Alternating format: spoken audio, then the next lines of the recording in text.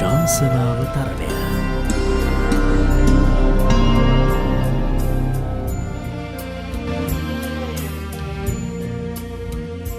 සේරුවාවිල මංගල මහා සෑරදුන් අභියස සිට යලිත් අවසරයි හිරු ශ්‍රද්ධාභිවන්දනා මහා පින්කම් මාලාවට ඔබව එකතු කරගන්නට. බුදුන් වහන්සේගේ ඡේදනය වූ විශාලතම ධාතුන් වහන්සේ ලලාට ධාතුන් වහන්සේ වැඩ සිටින සේරුවාවිල මංගල මහා සෑරදුන් අභියස සිට අප ධර්මදේශනා පින්කමක් සමගින් ඔබව ඒකාත්මික කරන්නටයි මේ සූදානම් වන්නේ. විශේෂයෙන්ම බුදුන් වහන්සේගේ පරිනිර්වාණයෙන් පසුව උන්වහන්සේගේ ධාතු බෙදා දීමේ මහා පින්කමේදී ද්‍රෝණ බමුණා විසින් ධාතුන් වහන්සේ බෙදා දෙන අවස්ථාවේදී මල්ල රජදරුවන්ට හිමි වූ ධාතු කොටසෙහි තමයි ලලාට ධාතුන් වහන්සේ තැන්පත්ව තිබුණේ. එහිදී මේ ධාතු බෙදීමේ කටයුතු බහරව ක්‍රියා කළ කාශ්‍යප මහරහතන් වහන්සේ සඳහන් කළා බුදුන් වහන්සේ දේශනා කළ බවට මේ ලලාට ධාතුන් වහන්සේ ලංකාද්වීපයේ කාවන්තිස්ස නම් රජ කෙනෙකු බහරයට පත්වන බව.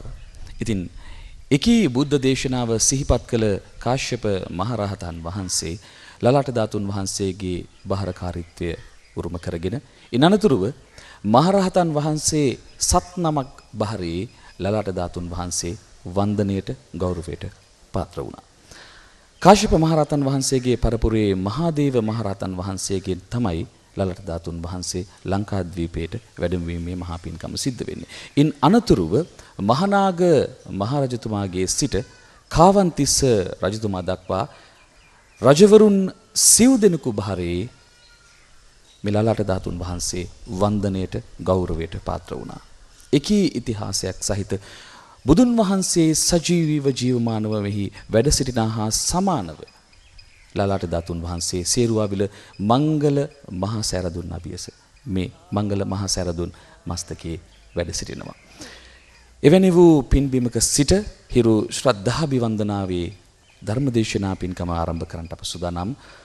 ගෞරව නමස්කාර පූර්වකව මෙහි වැඩමවා වදාළ මස්සන්නේ විජිත ස්වාමින් වහන්සේව අප පිළිගන්නවා. අවසරයි අපේ හාමුදුරුවනේ. සාදු සාදු සාදු. හොඳයි, හැම දිනම නැවත වතාවක් සාදුකාරයක් පවත්වන්න. සාදු සාදු සාදු. සිතෝ වේලේ දහනෙන් අවදී කරං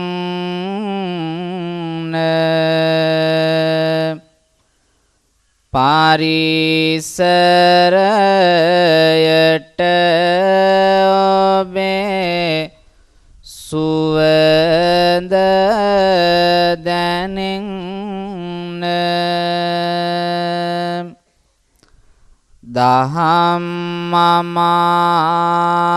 දහම්මමාවේ සුවය විඳින්න දෑත නාලලේ බැඳ සාදුකයන්න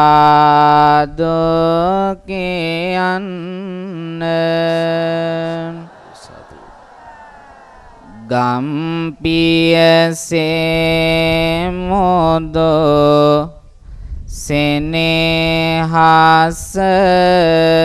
දේවා හදින් හදට මිතුදම ඇතිවේවා දේව සමන්හඬ දම්හඬ ගාවා නැවත වරක් ඔබ සාදුකේවා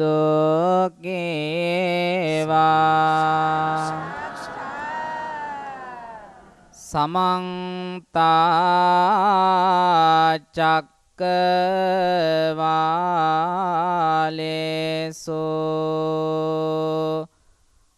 අත්‍රා ගච්ඡන්තු දේවතා සද්ධම්මං මුනි රාජස්ස සුනන්තෝ සග්ග මොක්ඛදං ධම්මස්සවන කාලෝ අයං බදන්තා ධම්මස්සවන කාලෝ අයං බදන්තා ධම්මස්සවන කාලෝ අයං බදන්තා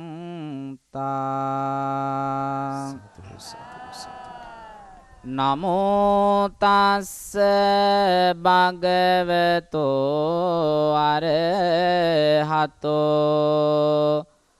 සම්මා සම්බුද්දස්ස නමෝ තස්ස භගවතෝ අරහතෝ සම්මා සම්බුද්දස්ස නමෝ තස්ස භගවතෝ අරහතෝ සම්මා සම්බුද්දස්ස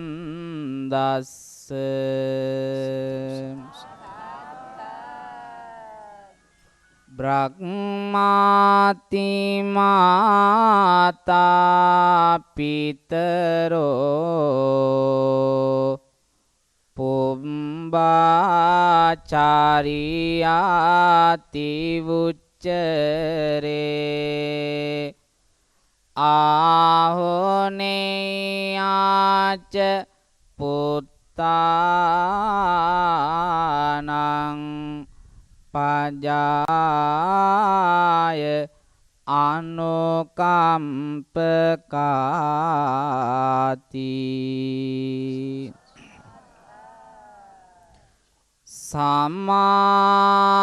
සමාධියෙන් ගායාසිරස තබා බව බැමි පමානොවී දැවෙන සසර ගමන කළ නිමි අම්මා නිවන පසක් කෙරු මගේ බුදු හිමි නමාසිරස නමාසිරස මෙසේ වඳිනෙමි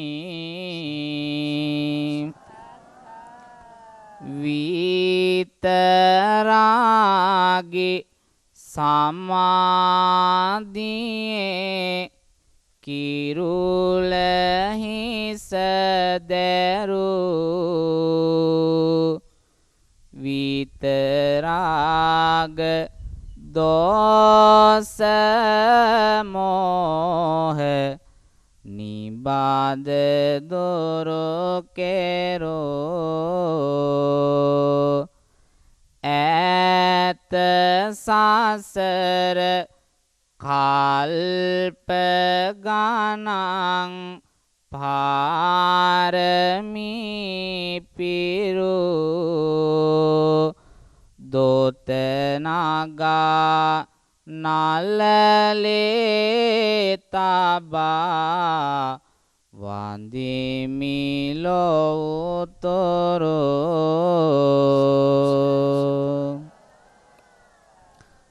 සදහැති කාරුණික බෞද්ධ පින්වත්නි,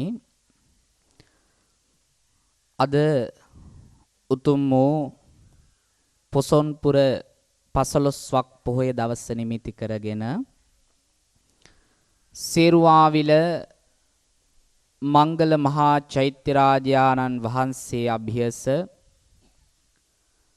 උතුම් වූ ලලාට ධාතුන් වහන්සේ තැන්පත් මේ මහා පිම්බිම සුවඳ විඳිමින් ආශිර්වාදයේ ලැබමින්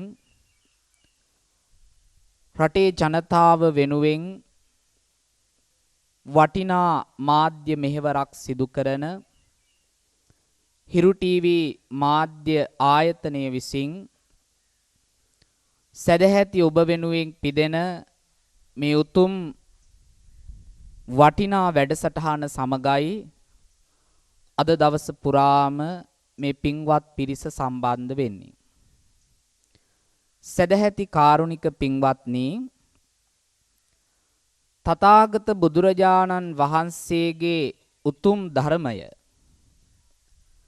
සැබෑ ලෙසටම සිංහල බෞද්ධයන්ට මේ සිංහල ද්වීපයට ලැබුණු දවස තමයි මේ උතුම් පුර 15ක් පොහොය දවස.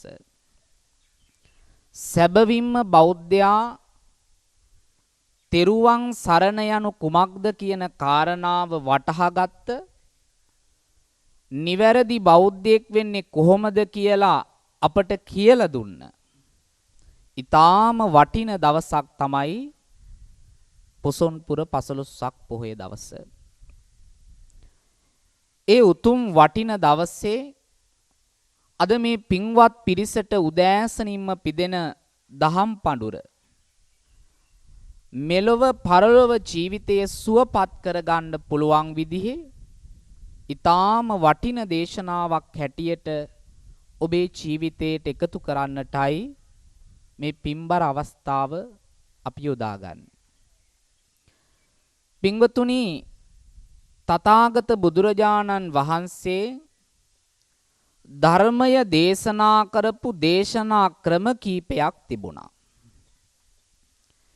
ඒ දේශනා ක්‍රම අතරින් උන්වහන්සේ වැඩිපුරම ධර්මයේ දේශනා කළේ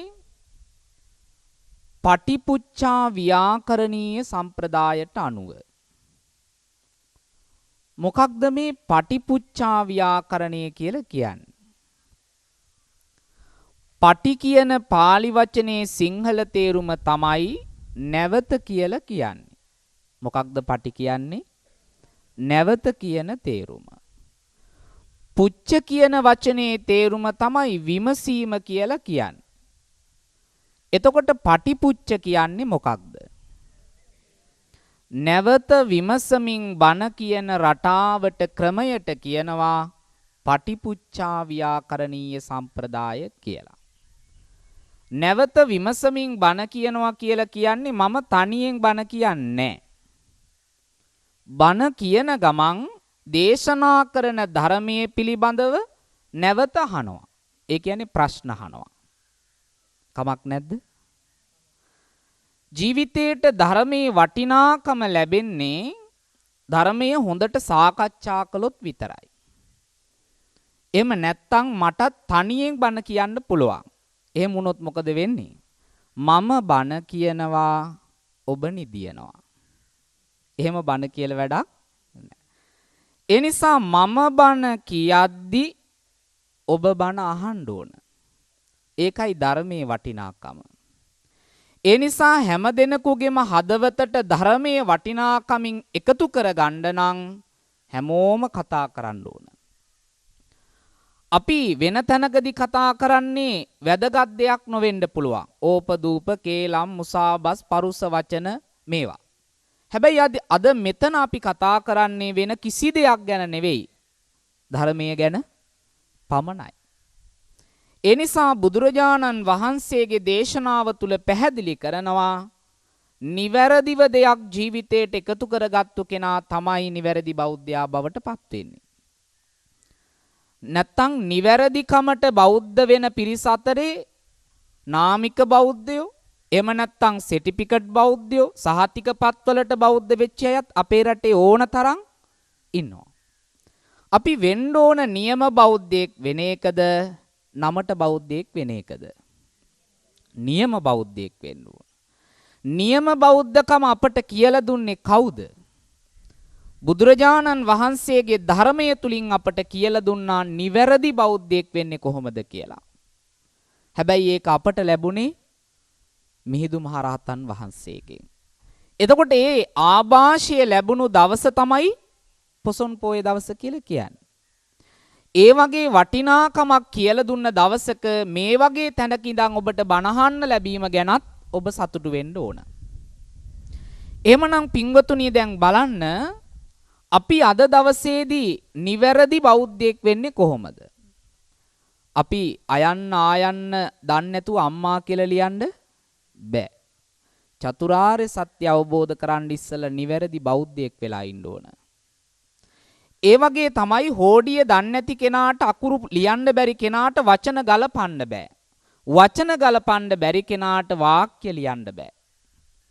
ඒ නිසා පින්වතුනි මුලින්ම දැනගන්න ඕනි බුදුදහමේ නිවැරදි හෝඩිය මොකක්ද? මේ හෝඩිය දන්නේ නැති කෙනාට එතනින් එහාට යන්න බෑ. අන්න ඒ නිසා බුදුරජාණන් වහන්සේගේ දේශනාව තුල පැහැදිලි කරනවා අපි නිවැරදි බෞද්ධයෙක් බවට පත් වෙන්න ඕන. දැන් මම ප්‍රශ්නයක් අහනවා. මෙතන ඉන්න හැමෝම සිංහලද? ඔව්ද නැද්ද? ඔව්. ඔබට සිංහලකම ලැබුණේ කාගෙන්ද? අම්මගෙන්ද? තාත්තගෙන්ද? ආච්චිගෙන්ද? සීයාගෙන්ද? දෙමව්පියන්ගෙන්. අම්මයි තාත්තයි සිංහල නිසා මමත් සිංහල වුණා. මං අහනවා දෙවෙනි ප්‍රශ්නේ. ඔබ බෞද්ධද? ඔව්ද නැද්ද? බෞද්ධකම ලැබුණේ කාගෙන්ද? අම්මා තාත්තගෙන්. අම්මයි තාත්තයි බෞද්ධ නිසා මමත් බෞද්ධ වුණා. එහෙම අයට කියන්නේ නාමික බෞද්ධ කියලා. ඒ කියන්නේ නමට බෞද්ධ. කාගේ නමටද? අම්මා කියන තාත්තා කියන දෙන්නා බෞද්ධ නිසා ඒ නමින් මමත් බෞද්ධ. උපතින්ම මම බෞද්ධයි. කොහොමද? අම්මා තාත්තා බෞද්ධ හින්දා. හැබැයි එහෙම බෞද්ධ වෙන්න බෑ. ඒක නාමික බෞද්ධකම විතරයි. එහෙමනම් වෙනත් ජාතික කෙනෙක් ඇවිදින්න කිව්වොත් මම මුස්ලිම්, මම කතෝලික, මම වෙනත් ආගමක කෙනෙක් ඇවිදින්න කියනවා මටත් බෞද්ධයෙක් වෙන්න ඕන. එතකොට ඔබට දෙන්න තියෙන පිළිතුර මොකක්ද? අම්මා තාත්තා බෞද්ධද? බෞද්ධ නැත්නම් ඔයාට බෞද්ධ වෙන්න බෑ. ඒ කියන්නේ අම්මා තාත්තගෙන් නම් මේක ලබා ගන්න ඒ බෞද්ධකම උරුම අපට විතරයි. සිංහල බෞද්ධ එහෙම දෙයක් නැහැ. මුළු ලෝක සත්වාසීන්ටම බෞද්ධකම උරුමයි. ඒ බෞද්ධකම ලබන්න අම්මා තාත්තගෙන් බෑ. එහෙම අයට කියනවා නාමික බෞද්ධ, නමට බෞද්ධ. දැන් නමට බෞද්ධ වුණාට පස්සේ අපිට සහතිකයක් දෙනවා තව. මොකක්ද සහතිකේ? උප්පැන්න සහතිකේ. උප්පැන්න සහතිකේ ජාතිය ඉස්සරහෙන් දානවා සිංහල කියලා. ආගම ඉස්සරහෙන් දානවා බෞද්ධ කියලා. දැන් අපි නමටත් බෞද්ධ, සහතිකේටත් බෞද්ධ. හැබැයි ඔය දෙකෙන්ම අපි බෞද්ධයෙක් වෙන්නේ. නිවැරදි බෞද්ධයෙක් වෙන්න නම් ක්‍රමයක් සහ පිළිවෙතක් තියෙනවා. මොකක්ද? බුද්ධං සරණං ගච්ඡාමි, ධම්මං සරණං ගච්ඡාමි, සංඝං සරණං ගච්ඡාමි. ඔය බුදුන් දහම් සංඝුන් සරණ යන කෙනා තමයි බෞද්ධයා බවට පත් වෙන්නේ. ඒ නිසා කවුරුත් හිතන්න එපා උපතින් මම සිංහල බෞද්ධ එහෙම හින්දා බෞද්ධයි කියලා. ඒක වැරදි. නිවැරදි බෞද්ධකම ලැබෙන්න නම් තෙරුවන් සරණ යන්නම ඕන. හැබැයි තෙරුවන් සරණ යන්න කිව්වේ අවබෝධයෙන්. මොකෙන්ද යන්න කිව්වේ? අනවබෝධයෙන් බෞද්ධ වෙන අයත් අපේ රටේ ඉන්නවා. අවබෝධයෙන් බෞද්ධ වෙන කෙනාගේ ඒකායන පරමාර්ථය වෙන්න ඕන මොකක්ද? දැන් ඔබ අද සිල් ගන්නේ, බණ අහන්නේ, දන් දෙන්නේ මේ හැමදේම කරන්නේ මොකක් බලාගෙනද? දිව්‍ය ලෝකේ යන්නද? නෑ. නිවන් දකින්න. එහෙනම් බෞද්ධයෙකුගේ ඒකායන පරමාර්ථය වෙන්න ඕන මොකක්ද? නිර්වාණය. ඒක ලෝකෝත්තරයිද ලෞකිකයිද? ලෝකෝත්තරයි. එහෙනම් ලෝකෝත්තර නිර්වාණය කරා යන එක තමයි බෞද්ධයෙකුගේ ඒකායන පරමාර්ථය. මේ විචිත්‍රවත් ලෙස පින්කම් කිරීමේ ආනිසංස හැටියට අපට ලෞකික සැප ලැබෙනවා. මේ වගේ ලස්සනට පින්කම් සංවිධානය කරලා මේ වගේ රටට වැඩදායක පින්කම් කිරීමෙන් අපට ලෞකික සැප උදා වෙනවා. ඒවා ප්‍රාර්ථනා කළත් නැතත් අපිට ලැබෙනවා. හැබැයි නිර්වාණය කියන දොරටුවට රන්දොරටුව විවෘත කරන්න නම් අපේ තුල ලොකු ප්‍රාර්ථනාවක් සහ අදිෂ්ඨානයක් තියෙන්න ඕන. ඒ නිසා අද මේ යන ගමන් මඟ සාර්ථක භාවයටපත් වෙන්නේ ඒක තුල අපි නිවැරදිව පිහිටවා ගමන් කළොත් පමණයි. දැන් නිවැරදි බෞද්ධයෙක් වෙන ඔබ තුල තියෙන්න ඕන නිර්වාණ ප්‍රාර්ථනාව නම් අපි අද ඉඳන් වැඩිපුරම කරන්න ඕන ලෞකික ප්‍රාර්ථනාද ලෝකෝත්තර ප්‍රාර්ථනාද? දැන් අපි ඉපදිච්ච දවසේ ඉඳන් වැඩිපුරම කරන්නේ මොනවද? දැන් දරුවෙක් කුසට ආවට පස්සේ අම්මා කෙනෙක් පන්සල් යනවා. යනව නේද? ගිහිල්ලා පැන්කලේ අරගෙන බෝධිය වටේ ගිහිල්ලා පැන්කල නාවල බෝධි පූජා තියලා පින් කරලා දන් දීලා සිල් රැකලා දහසක් දේවල් කරනවා. පන්සල් යනවා, දන් දෙනවා, සිල් රකින්නවා, බවුන් වඩනවා, බෝධි පූජා තියනවා, කොඩිවැල් ගැට ගහනවා, මේ ඔක්කොම කරනවා. අම්මගේ ප්‍රාර්ථනාව මේ ඔක්කොම කරලා මට නිර්වාණ සුවය ලැබේවා කියලාද? එහෙම නැත්නම් යහපත් දරුවෙක් ලැබේවා කියලාද? එතකොට අම්මගේ ප්‍රාර්ථනාව ලෞකිකයිද ලෝකෝත්තරයිද? ලෞකිකයි. ඕන්න පළවෙනි එක අයින් කළා ලෞකිකයි. මම වරදක් කියන්නේ නෑ ඒකේ. හොඳයි. දැන් දරුවා ඉපදුනාට පස්සේ අම්මා දරුවත් වඩාගෙන පන්සල් යනවා. යනවද නැද්ද? ගිහිල්ලා බෝධි පූජා තියනවා, දන් දෙනවා, සිල් රකින්නවා, බවුන් වඩනවා, පින් කරනවා, පැන්කල නාවනවා, කොඩිවැල් ගැට ගහනවා. අම්මගේ ප්‍රාර්ථනාව දරුවගේ ග්‍රහාපල දුර වේවා කියලාද මට නිවන් සුව ලැබේවා කියලාද? එතකොට දෙවෙනි එක ලෝකෝත්තරයිද ලෞකිකයිද? ඕන්න දෙවෙනි එකත් අයින් කළා ලෞකිකයි. දැන් දරුවට අවුරුදු 6යි. වයස කීයද? 6යි. අම්මා පන්සල් යනවා, දන් දෙනවා, සිල් රකින්නවා, බවුන් වඩනවා, පින් කරනවා, පැන්කල නාවනවා, කොඩිවැල් ගැට ගහනවා. එන ගමන් විදුහල්පතිවරුත් හම්බ වෙනවා. අම්මගේ ප්‍රාර්ථනාව නිර්වාණ සුවය ලැබීමද දරුවට හොඳ ඉස්කෝලයක් ලැබේවා කියලාද? එතකොට ඒක ලෞකිකයිද ලෝකෝත්තරයිද? තුන්වෙනි එකත් අයින් කළා ලෞකිකයි. දැන් පුතා ඉන්නේ ඉස්කෝලේ පන්තියේ 5 වසරේ. කී වසරේද? අම්මා පන්සල් යනවා, දන් දෙනවා, සිල් රකින්නවා, බවුන් වඩනවා, පැන්කල නාවනවා, කොඩිවැල් ගැට ගහනවා. අම්මගේ ප්‍රාර්ථනාව නිර්වාණයද? එහෙම නැත්නම් ශිෂ්‍යත්වයේද? දැන් අම්මගේ ඒ ප්‍රාර්ථනාව ලෞකිකයිද ලෝකෝත්තරයිද? ලෞකිකයි. දැන් පුතා ඉන්නේ 11 වසරේ. අම්මා ආයේ පන්සල් යනවා. දන් දෙනවා, සිල් රකින්නවා, බවුන් වඩනවා, පැන්කල නාවනවා, කොඩිවැල් ගැට ගහනවා. අම්මගේ ප්‍රාර්ථනාව නිර්වාණයද ඒ 9ක්ද? ඒ 9ක්. ඒ කියන්නේ සාමාන්‍ය පෙළ විභාගයට තමයි අම්මා දැන් පන්සල් යන්නේ. දැන් අම්මගේ ප්‍රාර්ථනාව පස්වෙනි එකත් ලෞකිකයිද ලෝකෝත්තරයිද? ලෞකිකයි. දැන් අම්මා සාමාන්‍ය පෙළ විභාගේ කොහොම හරි දරුවගේ සමත් කරගත්තා. සමත් වෙච්ච දා ඉඳන් අම්මා ආයේ පන්සල් යනවා.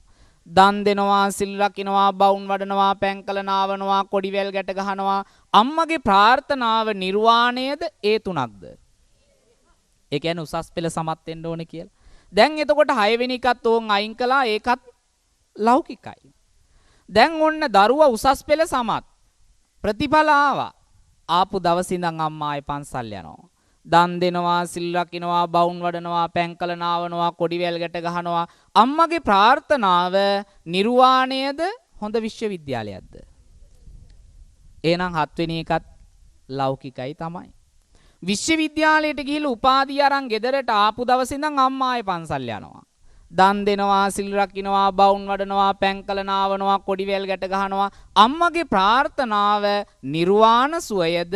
එහෙම නැත්තම් හොඳ රස්සාවක්. එතකොට 8 වෙනි එකත් ලෞකිකයිද ලෝකෝත්තරයිද? 8 වෙනි එකත් ලෞකිකයි. දැන් රස්සාවක් හම්බ වුණාට පස්සේ අම්මා ගමේ පන්සලට යන්නේ නැහැ. එච්චර කල් ගමේ පන්සලෙන් තමයි අර ඔක්කොම කරගත්තේ. දැන් ඒකට යන්නේ නැහැ. දලදා මාලිගාවට, රුවන්වැලි සෑයට, කිරිවෙහෙරට, කතරගමට ඔය තැන්වලට ගිහිල්ලා අම්මා පූජාවල් කරනවා, පින් කරනවා, දන් දෙනවා, සිල් රකින්නවා, කොඩිවැල් ගැට ගහනවා. මේ ඔක්කොම කරලා අම්මා ප්‍රාර්ථනා කරනවා කොල්ලට නම් කෙල්ලෙක්, කෙල්ලට නම්. දැන් මේ ප්‍රාර්ථනාව ලෞකිකයිද ලෝකෝත්තරයිද? ලෞකිකයි. එහෙනම් ඔන්න 9 වෙනි එකත් ලෞකිකයි. දැන් ඔන්න කසාදයක් බන්දලා දුන්නා. අම්මායි පන්සල් යනවා. දන් දෙනවා, සිල් රකින්නවා, බවුන් වඩනවා, පැන්කල නාවනවා, කොඩිවැල් ගැට ගහනවා. අම්මගේ ප්‍රාර්ථනාව මොකක්ද? නිර්වාණයද?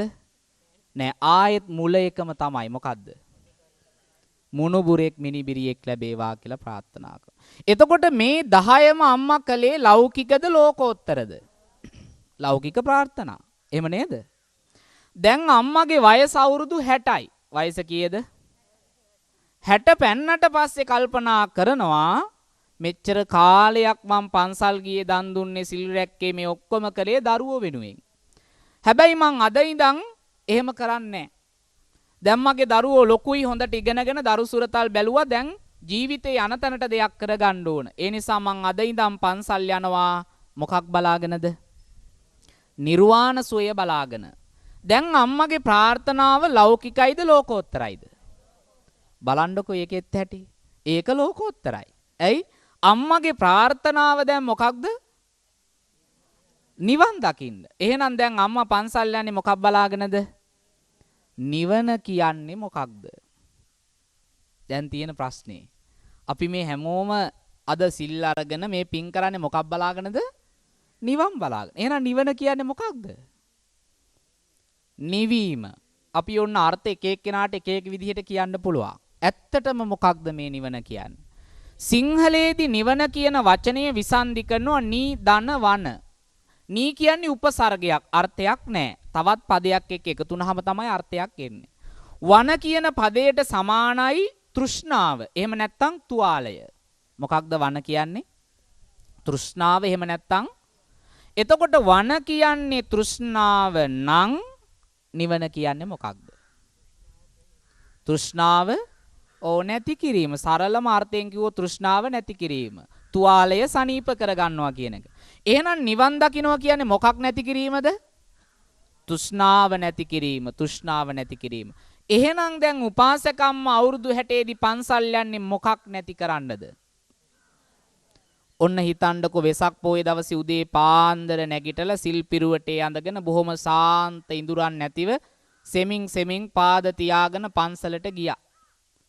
ධර්මශාලාවේ බණ මඩුවේ ඉස්සරහා දකුණු පැත්තේ මුල්ලේ කණුව ළඟ බිමින් වාඩි වුණා. බණ ඇහුවා, සිල් රැක්කා, දන් දුන්නා, පින් කළා, ධර්ම සාකච්ඡා කළා, ඔක්කොම කරලා හැන්දෑවේ පොයේ දවසේ සිල් පවාරණය කළා ගෙදර ආවා. හරි හොඳයි උපාසකම්මා.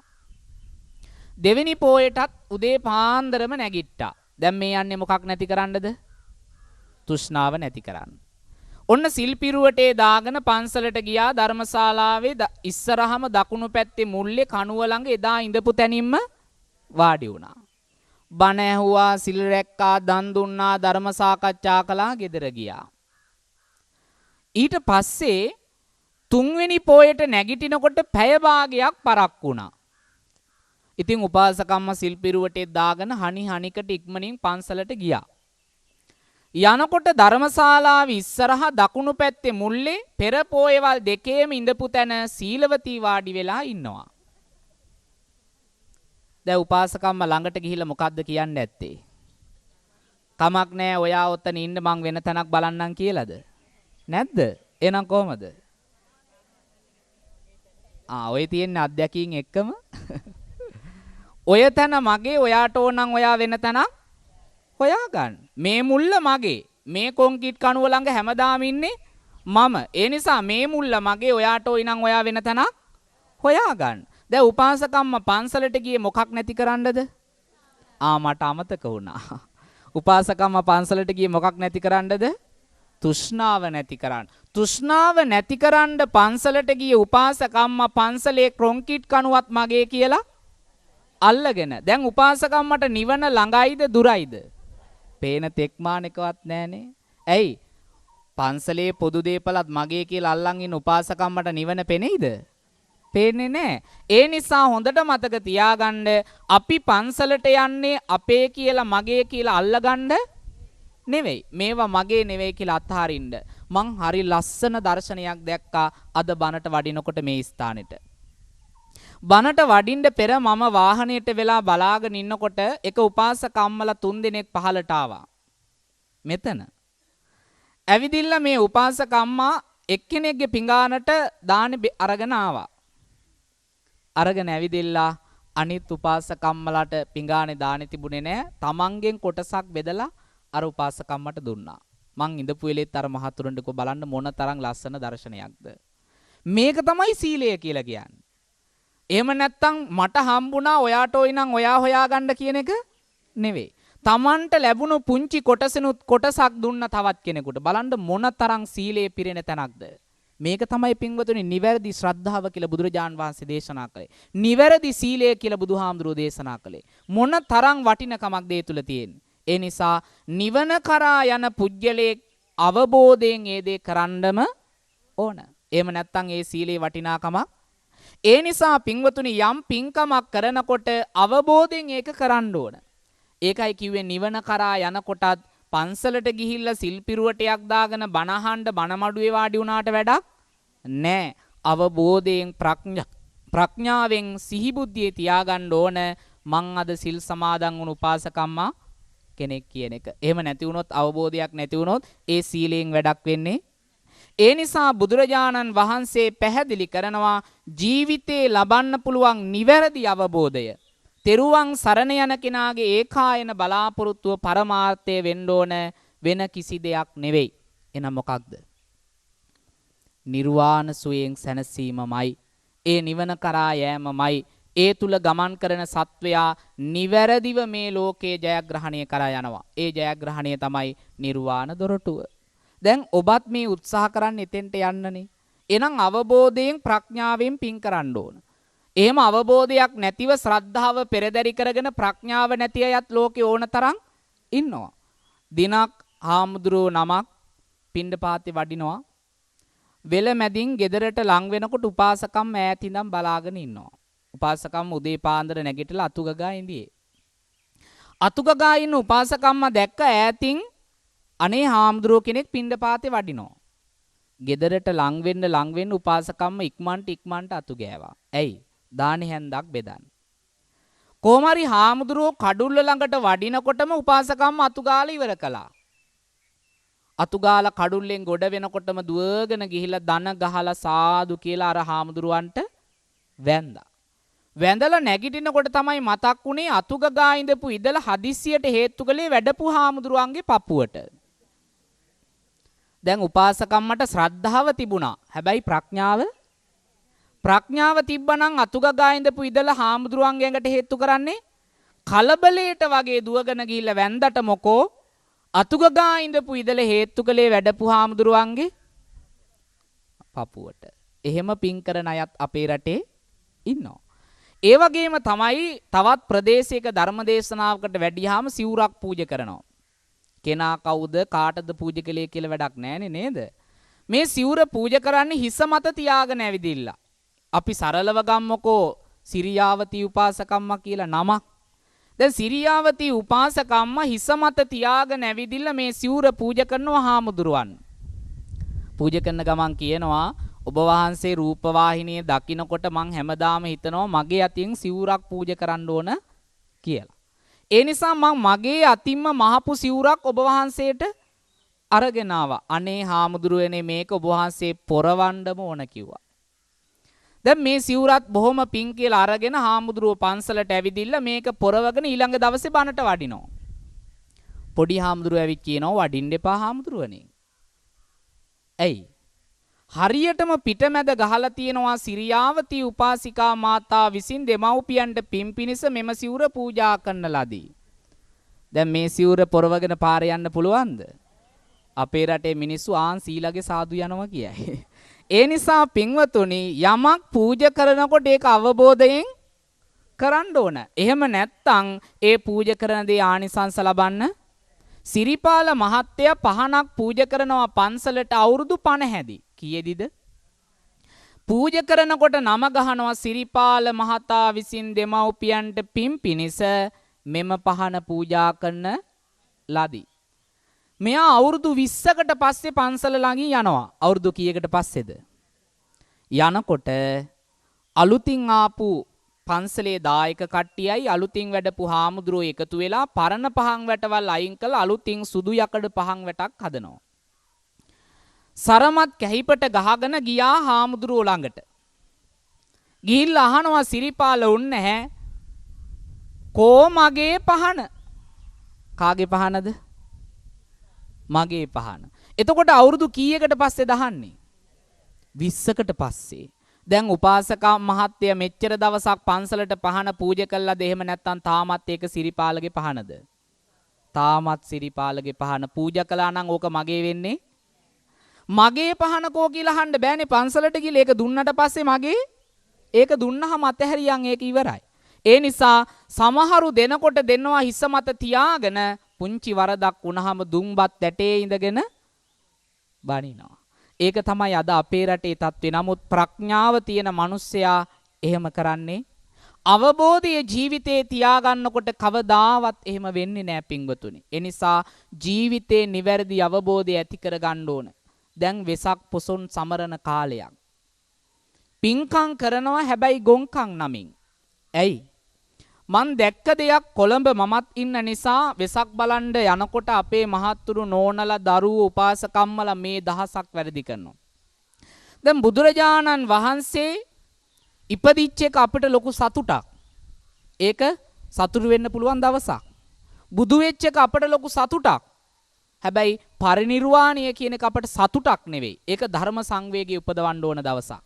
බුදුහාමුදුරුවෝ පිරිනිවන් පාපු වෙසක් දවසේ නලා පිඹගෙන යක් මූණු වෙස් මූණු තෝවිල් බෙවිල් වගේ දේවල් වල මූණු දාගෙන වෙසක් බලන්න යනවා. හූ කියාගෙන කෑ ගහගෙන කාගේ දවසේද මේ යන්නේ?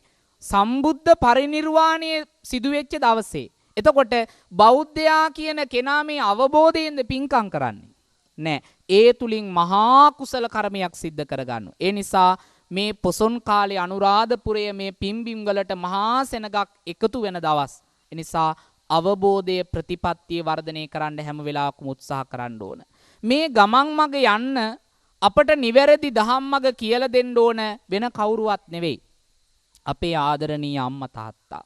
මා මාතෘකා කළෙත් මුලින් ගාථාවකින් මට අවසානයේ කියන්න ඕන වුණා අද මේ තියෙන සමාජ තත්ත්වය නිසා කා ගැනද මව්පියන්ගේ වටිනාකම ගැන. ඒකට හේතුව රුපියල් 1500කට අම්මව නිරුවත් කළා මරන්න පුළුවන් සමාජයකයි අද අපි ජීවත් වෙන්නේ. ඊයේත් ඔබ රූපවාහිනී බැලුවනම් දකින්න ඇති පුංචි එක වසරේ දරුවෙක් පැහැරගෙන යනවා. මේ අමානුෂික ලෝකයක අමානුෂික තත්වයක් තුල තමයි අද අපිට මේ බණ කියන්න වෙලා තියෙන්නේ. ඒ නිසා පින්වතුනි මේ ඇහෙන බුදුබණ පදවලින් ලංකාවේ මිනිස්සුන්ගේ හදවත්වලට කල්පනා කළා මව්පියන් කියන්නේ වැඩිහිටියන් කියන්නේ කවුද? අම්මා තාත්තගේ වටිනාකම දැනෙන හොඳම කෙනා තමයි පන්සලේ මහාන වෙලා ඉන්න පොඩි හාමුදුරුවෝ. ඇයි අපි එහෙම කියන්නේ? අම්මා තාත්තගේ ගුණය අඳුනන හොඳම කෙනා පන්සලේ පොඩි හාමුදුරුවෝ කියලා කියන්නේ ඒකයි. දැන් මේ රටේම රූපවාහිනිය ඔස්සේ මේ බණ බලන නිසා ඔබට මේක ඔබේ පන්සලේ පොඩි හාමුදුරුවෝ ගැන ඔබ දැනුවත් වෙන්න. මමත් ඉපදුනේ බොහොම දුෂ්කර ගමක දුෂ්කර පළාතක කටුමැටි ගෙදරක. මගේ අම්මා තාත්තා මාව පෝෂණය කළේ පාසල් යවුවේ දුක් විඳලා දහ දුක් විඳලා. ඒ අම්මා තාත්තගේ සෙනෙහස අහිමි වෙච්ච දවසට අම්මා තාත්තා නැති අඩුව දැනුණු හොඳම කෙනා පන්සලේ පොඩි හාමුදුරුවෝ. ඇයි? අම්මගෙන් තාත්තගෙන් වෙන් වෙලා පන්සලට එන්න දන ගහලා වඳිනකොට අම්මා අත් දෙක අල්ලගෙන තුරුලට අරගෙන ආදරෙන් මූණ සිපගෙන කිව් එක වචනයයි. මගේ රත්තරන් පුතේ මාව දාලා යන්න එපා කියලා අම්මා ඇස්වල කඳුළු පුරවගෙන ඇඬුවා. ඉතින් ඔබට බණ කියන මේ පොඩි හාමුදුරුවෝ තාම අවුරුදු 24යි පොඩි හාමුදුරුවන්ට. නමුත් මගේ අම්මා තාත්තගේ තුරුලෙන් වෙන් වෙලා එනකොට එදා අම්මගේ ඇස්වල කඳුළු පිරලා තිබුණා. අපේ ගෙදර හදලා තිබුණේ කටු මැටි වලින් වහලට පිදුරු දාලා ගොම ගාපු මැටි පොලවක තමයි අපේ අම්මා අපිව හැදුවේ. පාසල් ඇඳගෙන ගිය ඉරිච්ච කලිසමක් ඒක හරි ලස්සනට අපේ අම්මා ආදරෙන් අපිට මතක් කරනවා. හැබැයි එදා පන්සලට එනකොට අම්මා කිව්වේ මගේ රත්තරන් පුතේ මාව දාලා යන්න එපා කියලා. පන්සලට ඇවිදිලා මේ කහ චීවරයේ පොරවගෙන සම්බුද්ධ ශාසනය වෙනුවෙන් යමක් කරන්න ඕනේ කියලා හිතපු දවසේ උදේ පාන්දර නැගිටලා ඉදල අතට අරගෙන පන්සල අතු ගන්නවා. කරගැට එනකන් මිදුල් අතු ගන්නකොට අම්මව මතක් වෙනවා. අම්මා ළඟට යන්නද තාත්තා ළඟට යන්නද? උදේ දවල් හැන්දෑ වෙනකන් වළම් පිඟන් වාජන සෝදනවා. ඒ පුංචි කාලේ. එහෙම කරලා හැන්දෑවට බණ පොත අරගෙන විහාරයට ගිහිල්ලා මහරෑ 1-2 වෙනකම් බණ පොත් පාඩම් කරනවා. ඔබේ දුවට පුතාට වගේම පොඩි හාමුදුරුවන්ටත් පන්සලේ බඩගිනි හැදෙනවා. අම්මා ළඟට යන්නද තාත්තා ළඟට යන්නද? ලොකු හාමුදුරුවෝ ළඟට දුවගෙන ගිහිල්ලා කියනවා රාත්‍රියට අනේ හාමුදුරුවනේ මට බඩගිනි කියලා. පුංචි කාලේ අම්මා තුරුලේ තියාගෙන පොවපු රත්තරන් කිරි ටික වෙනුවට තාත්තා හරහට වඩාගෙන කවපු සම්බෝලයි බත් කටයි වෙනුවට අපිට ලොකු හාමුදුරුවන්ගෙන් රාත්‍රියට ලැබුණේ බඩගින්නට වේවැල් කෝටු නාරං සියඹලාතු මේ වයින් වැහිරි පාරවල් හිටින එක විතරයි. ඒ සියල්ල විඳගෙන අද මෙතනට ආපු නිසා අපට හරිමග කියලා දුන්න නිසා ආදරෙන් මගේ ගුරු හාමුදුරුවෝ මට අම්මා තාත්තා වගේමයි. ඒ කසපහර කෑවේ නැත්තම් අද අපි මෙතන නැහැ. ඒ නිසා මගේ ගුරු හාමුදුරුවෝ ආදරෙන් සිහිපත් කරනවා කෝට්ටේ ශ්‍රී කල්යාණි සාමග්‍රී ධර්ම මහා සංඝ සභාවේ වත්තපටිපාදක කොළඹ නවකෝලේ නව තොටමුණේ උපප්‍රධාන සංඝනායක ගුරුදේවෝත්තම රුක්මලේ ධම්මකිත්ති නායක ස්වාමීන්ද්‍රයන් වහන්සේ මට සැබෑ මව්පිය කෙනෙක්සේ මාව ආදරෙන් රැකගත්තා. ඒ මගේ අම්මා තාත්තා. ඒ සෙනෙහස දුන්නා වගේම ඔබටත් ඔබේ අම්මා තාත්තගේ වටිනකම දැනෙනවා. ඒ වටිනාකම දැනෙන හදවතකට අම්මා තාත්තට දුකක් දෙන්න බෑ. ඒ නිසා මව්පියන්ගේ වටිනාකම ඔබේ හදවතට දැනෙන්න නම් මේ කියන ටික ඔබේ ජීවිතයට එකතු කරගන්න ඕන. අපි මොහොතක් දෑස් අඩවන්ව පියාගෙන අත් දෙක උකුල මතට අරගෙන හොඳට බිම් බලා ගමු හැම දෙනෙක්ම.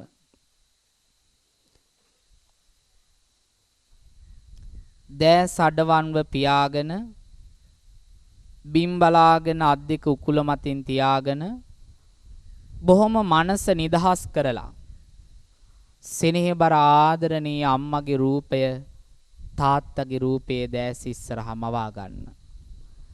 දින්නාහම් භික්ඛවේන සුප්පතිකාරං වදාමි මාතුච්ච පිතුච්ච. බුදුහාමුදුරුවෝ ලෝකේ ඇසතු බෝරක දිහා ඇසිපිය නොහෙලා සතියක් බලන් ඉඳලා ලෝකෙට පෙන්නුවේ කෘතගුණ සලකන හැටි.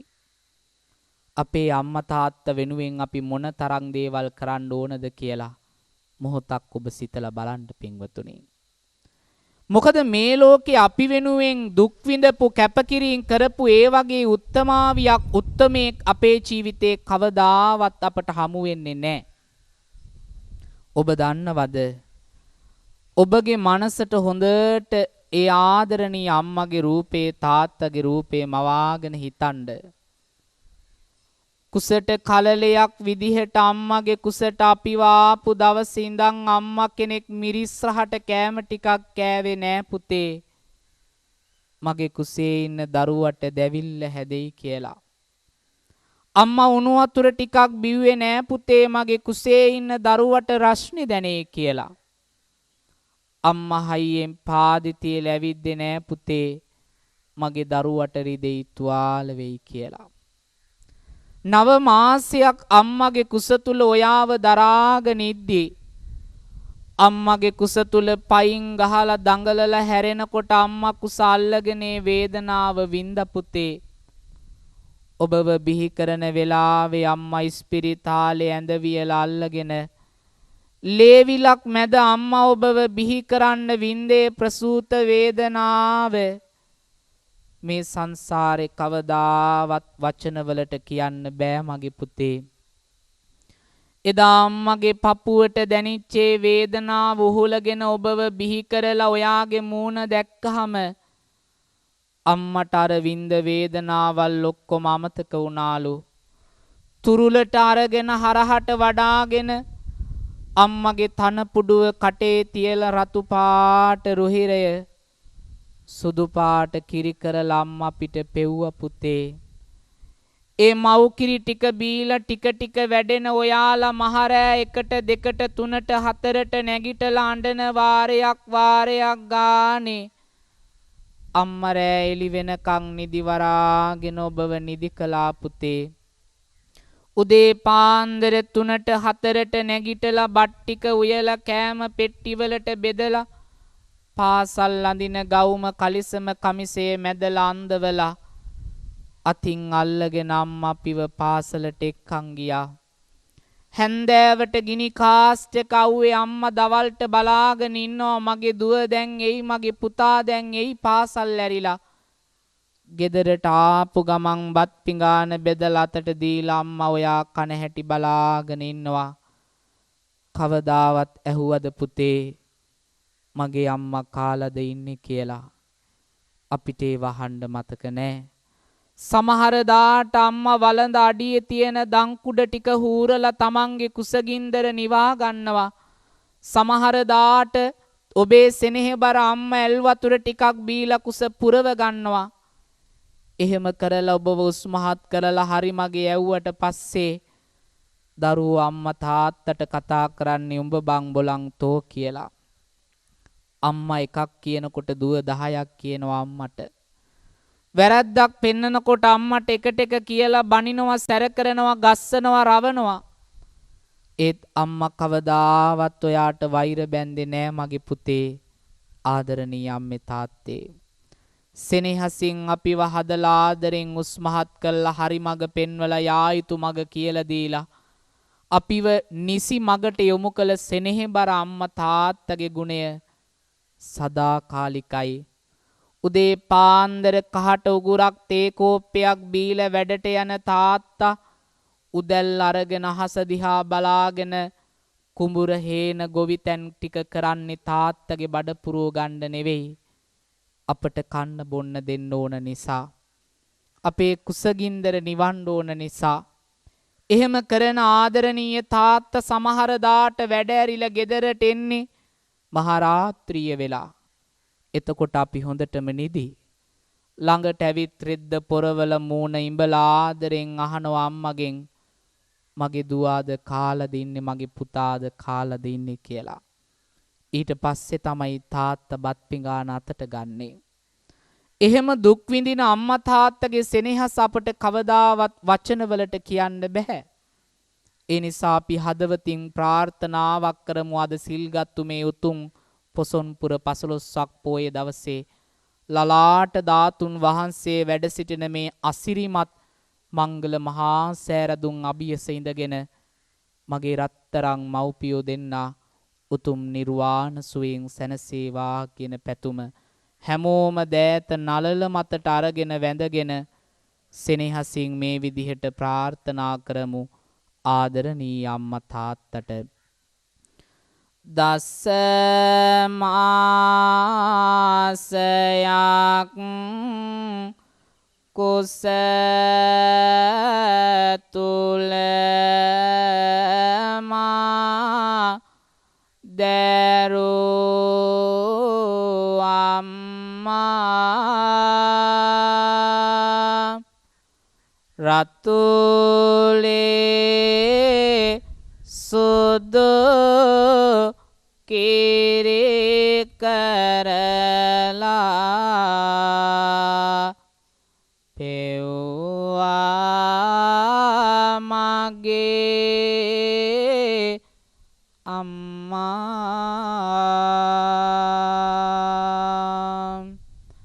හරි මාවත මේ කියා පෙන්නෝ මගේ අම්මා මතු භවයක බුදු වේවා ආදර මගේ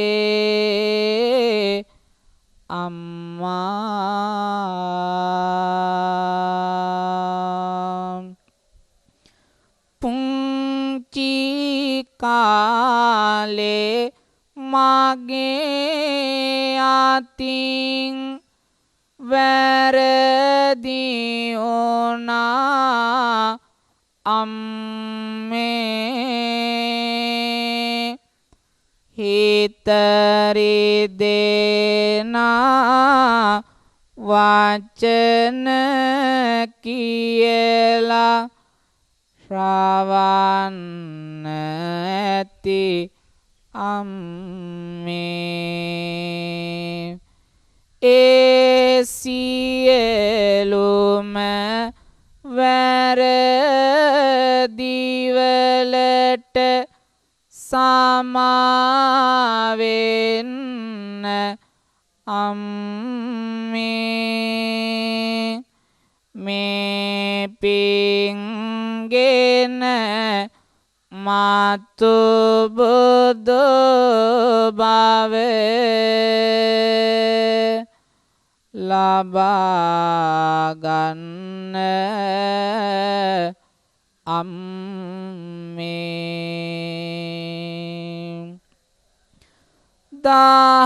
දහඩිය කැට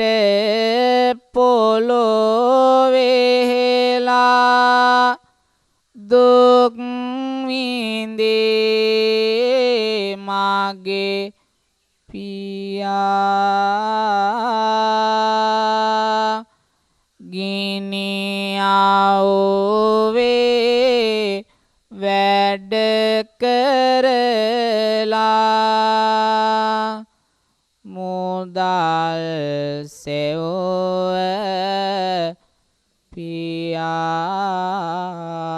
පියා ඉල්ලන හැම සිල්ලම් බඩු ගෙනත් දුන්න පියා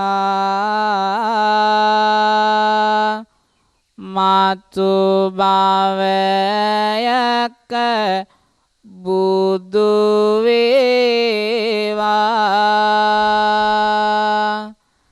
ආදර මගේ පියා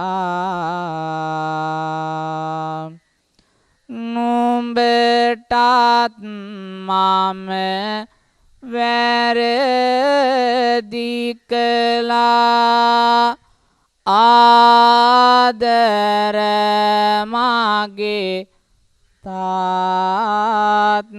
තාත්තේ හිතරි දෙනා වචන කියලා රවන්න ඇති තාත්තේ ඒ සියලුම වැරදිවලට සමාවෙන්න තාත්තේ මේ පිංගෙන මතු නිවනින් සැනසෙනු මැන තාත්තේ සාදු කියන්න. මේ උතුම් කටයුත්තට මුල පුරන්නට යෙදුන අද දවසේ මේ කටයුත්ත සඳහා අවසරය ලබා දුන්න අනුශාසනා කළ සෙරුවාවිල මංගල මහා විහාරස්ථානයේ විහාරාධිපතීශ්වර නායක මාහිමිපාණන් වහන්සේ ප්‍රධාන මහා සංඝරුවනටත් ඒ වගේම අද මේ පින්කම සඳහා මාධ්‍ය අනුග්‍රහය ලබා දෙමින් ලෝකවාසී බෞද්ධ ජනතාව වෙනුවෙන් සුවිශාල මෙහෙවරක් සිදු කරන රේනෝද සිල්වා මැතිතුමාණන් ප්‍රධාන හිරු ටීවී මාධ්‍ය ජාලයේ සියලු කාර්ය මණ්ඩලයටත් මේ කටයුතු සංවිධානය කරන්නට යෙදුණු සියලු දෙනාටමත් උතුම් ලලාට ධාතුන් වහන්සේ තැන්පත් මේ උතුම් චෛත්‍ය රාජානන් වහන්සේගේ ආශිර්වාද බලයෙන් මේ ගෞතම සම්බුද්ධ ශාසනය තුල නිදුක් නිරෝගී සුවපත් භාවයෙන් යුතුව ගමන් කරමින් චතුරාර්ය සත්‍ය ධර්මය අවබෝධ කර ගැනීම පිණිස මේ මහා ධර්මානුශරීය පින්කම හේතු පාරමිතාවක්ම වේවා කියලා සාදු කියලා ප්‍රාර්ථනා කරන්න. ආකාසට්ටා ච බුම්මට්ටා දේවා නාග මහිද්దికා පුඤ්ඤන්තං අනුමෝදිත්වා චිරං රක්ඛන්තු ලෝක සාසනං චිරං රක්ඛන්තු දේශනං චිරං රක්ඛන්තු ත්වං සදාති අභිවාදන සීලිස්ස නිච්ඡං වද්දාපචායිනෝ චත්තාරෝ ධම්මා වඩ්ඩಂತಿ ආයුවන්නෝ සුඛං බලං ආයුරාරෝග්‍ය සම්පatti සග්ග සම්පatti මේවච අතෝ නිබ්බාන සම්පatti ඉමිනාතේ සමිජ්ජතු හැම දිනාට උතුම් වූ ලලාට ධාතුන් වහන්සේගේ ආශිර්වාදයම ලැබේවා. තෙරුවන් සරණයි. මේ අවස්ථාවේදී ධර්මදේශනා පින්කම ඉෂ්ට සිද්ධ කළ මස්සන්නේ විජිත ස්වාමින් වහන්සේ වෙනුවෙන් පිරිකර පූජා කිරීමේ පින්කමයි සිද්ධ වන්නේ. අප ආරාධනා කරනවා පිරිකර සූදානම් කරගෙන සිටින පින්වතුන්ට මේ අවස්ථාවේදී පිරිකර පූජා කරන හැටියට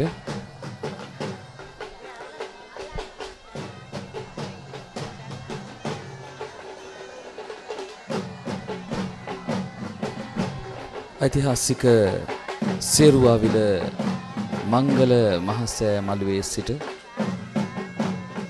බුදුන් අභියස සිට බුද්ධ දේශනාවකට සමන් දුන්නා හා සමානව සමට සිතන්නට යමක් ඉතුරු කරමින් ධර්ම දේශනාව සිද්ධ කළ මසන්නේ විජිත ස්වාමින් වහන්සේට අපගේ নমස්කාර පූර්වක ස්තුතිය අප පිරිනමනවා. අවසරයි අපේ හාමුදුරුවනේ.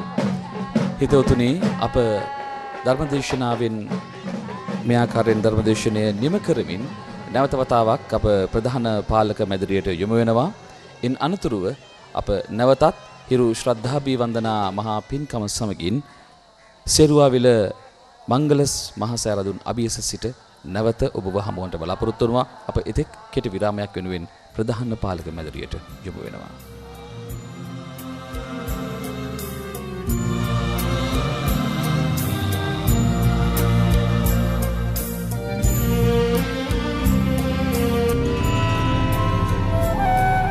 හිරු ශාසනාව තරණය